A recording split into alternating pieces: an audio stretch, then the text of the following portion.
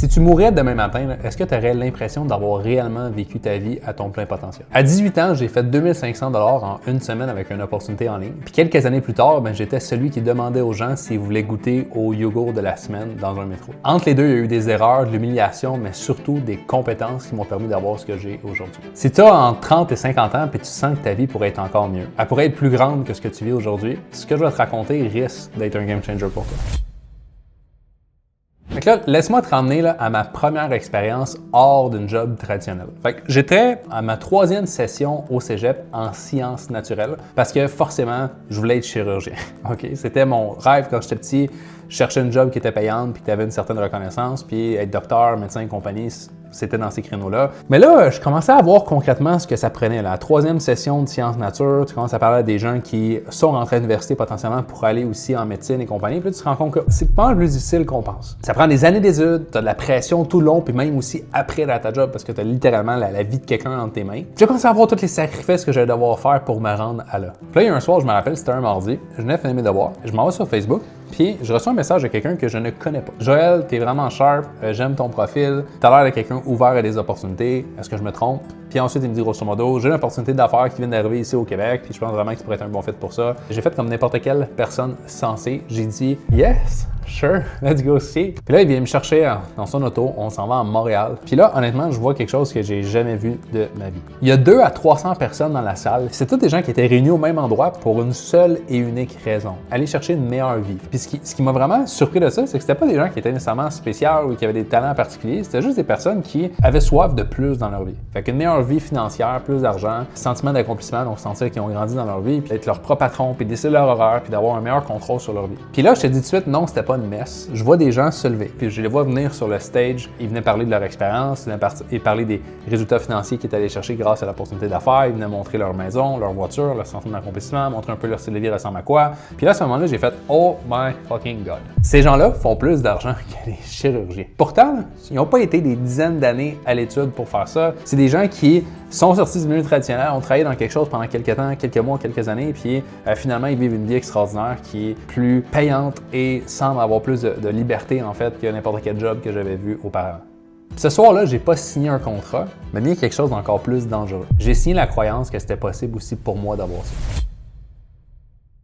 Les premières semaines avec l'opportunité, c'était du MLM, by the way, si tu n'avais pas compris, de la vente directe. C'était comme si j'avais découvert un monde caché. Puis j'avais vraiment l'impression que quelqu'un m'avait montré une réalité que j'avais jamais vue auparavant. Puis là, j'étais plus juste l'étudiant au cégep qui étudiait pour aller chirurgien. J'étais quelqu'un qui avait compris une chose. Quand j'ai fait mon premier 2500 $ en une semaine à l'âge de 18 ans, ça a complètement changé ma perception de l'argent. Je me disais, j'ai fait plus que mon prof en une semaine qu'est-ce qu'il fait de façon mensuelle, puis c'est lui qui essaie de me montrer comment gérer ma vie. Puis honnêtement, c'était pas juste une question d'argent, mais vraiment une question d'identité. C'était pour la première fois de ma vie que je me sentais différent. Fait que quand j'ai quitté le cégep, honnêtement, c'était pas un move impulsif. Pour moi, c'était 100% logique. J'écoutais des gens qui avaient la vie que je voulais vivre, puis pas l'opinion des gens qui ont la vie que je veux pas. Puis là, j'étais convaincu d'une chose, j'avais trouvé le véhicule qui allait m'apporter le succès dans ma vie. Là, je vais te mettre un disclaimer, c'est pas exactement ce qui s'est passé. J'ai pas eu un immense succès financier dans le MLM. Quelques temps après avoir dit je m'en vais là-dedans all-in. La compagnie a décidé d'ajouter des nouveaux produits, de changer la façon qu'ils rémunéraient les franchisés. Donc, grosso modo, ce que ça veut dire, c'est que pour le même travail qu'on faisait avant, on faisait 30% des revenus. Fait qu'au lieu de faire 100% des revenus, on faisait 30%. Pour rester actif puis continuer dans l'environnement, dans l'entreprise, on devait constamment réinvestir 1000, 1500, 2000 à chaque comme 3-4 mois pour aller dans des conférences en Californie, à Charlotte, pour l'avion, le billet pour la conférence, l'hôtel, puis également la bouffe derrière. Puis l'argent que j'avais en dehors de ça, qui n'était pas constamment réinvesti dans ces événements-là pour y arriver, c'était de l'argent que je brûlais en café Tim Hortons ou je brûlais en gaz pour faire Montréal-Ottawa parce que j'allais faire des présentations chez des gens de l'opportunité d'affaires. Fait que financièrement, ça n'a pas été incroyable. Par contre, c'est grâce à ça que je suis devenu une nouvelle personne. J'ai développé des nouvelles compétences. J'ai appris à parler aux gens, à gérer les refus, à travailler sur moi, puis à être un leader pour les personnes. Puis surtout, j'ai continué de croire que c'était possible pour moi parce que j'avais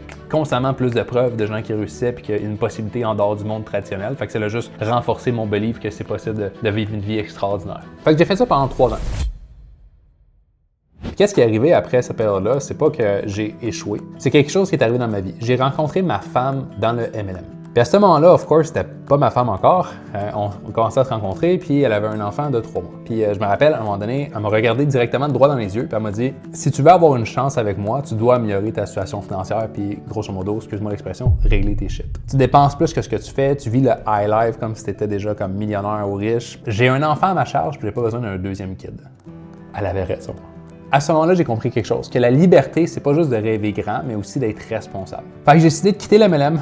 Je suis allé me trouver une job 40 heures par semaine dans un magasin qui vendait des outils de Walt. Puis le week-end, ce que je faisais, c'est que je faisais de la dégustation dans des métros, dans des épiceries. Honnêtement, c'était vraiment pas glamour, mais c'était nécessaire pour me refaire. Je voulais être une source de sécurité pour ma femme, je voulais être une source de sécurité pour l'enfant qui était à ma charge. Fait que j'ai payé mes dettes, j'ai mis de l'argent de côté. Puis surtout, je me suis prouvé une chose, je suis capable de faire ce qui doit être fait et non juste quand ça me tente.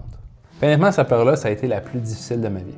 Pas physiquement, mais identitairement. J'étais quelqu'un qui parlait de projets, d'abondance financière, de liberté, de croissance et compagnie, puis finalement, je finis à avoir une jaquette blanche, puis d'être dans des épiceries à dire « Veux-tu goûter à mon nouveau fromage, s'il te plaît? » C'était pas le travail en soi qui me faisait mal, c'était le chiffre d'identité qui s'est passé à travers moi, d'avoir cru que j'étais cette personne-là, puis finalement, je me ramasse à faire un emploi qui est zéro en lien avec ce que je veux pour ma vie. Puis le moment où le shift est arrivé puis que tout a explosé, c'est quand j'ai un de mes amis qui est rentré au magasin où je vendais des outils dans la semaine. Il m'a dit « Joël, qu'est-ce que tu fais ici? Je pensais que tu avais réussi. What the fuck are you doing here? » C'est comme si quelqu'un avait enlevé un voile puis m'avait rentré un coup d'épée direct dans le cœur, puis là j'étais mort. C'est arrivé. J'étais tellement rendu à une période basse dans ma vie que j'avais de la difficulté à regarder les gens dans les yeux. J'avais perdu ma capacité à prononcer des mots efficacement puis des phrases complètes. J'étais pas capable de mettre des déterminants dans des phrases. J'avais vraiment de la difficulté à engager avec des personnes parce que j'avais plus de confiance en moi. Je me sentais vraiment comme si j'étais fini puis j'avais échoué. Mais pourtant, il y avait une petite voix en dedans de moi qui me disait encore « Joël, un jour, tu vas réussir. »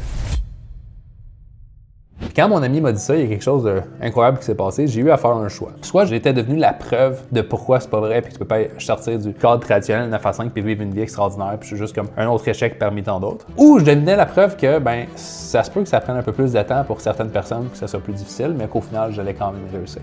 J'ai décidé de recommencer à travailler sur moi, à me développer personnellement, à me former, à comprendre, à vraiment travailler mon mindset pour voir que c'était possible aussi. Puis là, j'ai commencé avec les livres que je lisais à me dire, OK, il y a quelque chose, il y a un pattern qui se produit parce que la raison principale pourquoi les gens réussissent aujourd'hui, c'est pas parce qu'ils ont trouvé l'opportunité du siècle, c'est souvent parce qu'ils ont développé des compétences au fil du temps avec des échecs qui aujourd'hui leur servent parce qu'ils sont rendus vraiment bons à faire certaines choses précises qui ont de la valeur dans le marché. Je me suis dit, OK, dans le fond, si c'est une question de compétences, je vais aller chercher des compétences. Fait que c'est là que j'ai commencé à apprendre l'e-commerce, le marketing, la vente, les systèmes, les automatisations, comment faire de la pub Facebook. J'ai vraiment appris plein de compétences pour me développer, puis je commençais à devenir bon à faire certaines choses parce que j'avais la capacité d'apprendre rapidement. Fait que là, j'avais des gens qui me demandaient de gauche à droite, « Hey Joël, est-ce que tu peux m'aider avec ma boutique Shopify? J'ai besoin de grossir mes ventes ou de mettre mes produits. Je sais pas comment créer une boutique, mais j'aimerais ça vendre telle chose. Est-ce que tu peux m'aider à créer ma boutique en ligne? Est-ce que tu peux m'aider à lancer mes pubs et rendre ça profitable? Ça fonctionne pas, j'ai essayé de lancer, ça marche pas. Est-ce que tu peux m'aider à vendre mon service davantage? Donc, les gens ne veulent pas, ils me sortent des objections. Au grosso modo, j'étais ce que j'appelle aujourd'hui un concierge du web. Peu importe c'était quoi ton problème, j'étais là pour t'aider. Puis sans m'en rendre compte, mais à parler à autant de gens, ça m'a amené à déjà faire du closing à distance parce que je voyais sensiblement pas les gens en physique, je le voyais en virtuel sur Zoom. Fait que je devais écouter les gens, je devais comprendre leur enjeu, puis je devais vraiment m'assurer que la décision était alignée puis que ça faisait du sens pour eux. Puis à ce moment-là, quand ça commençait à avoir de l'attraction, je commençais à faire plus d'argent à faire ça que je faisais à mon emploi temps plein la semaine, puis même les week-ends, j'ai décidé OK, je vais quitter ça, puis je vais aller temps plein à aider des gens puis être le concierge du web.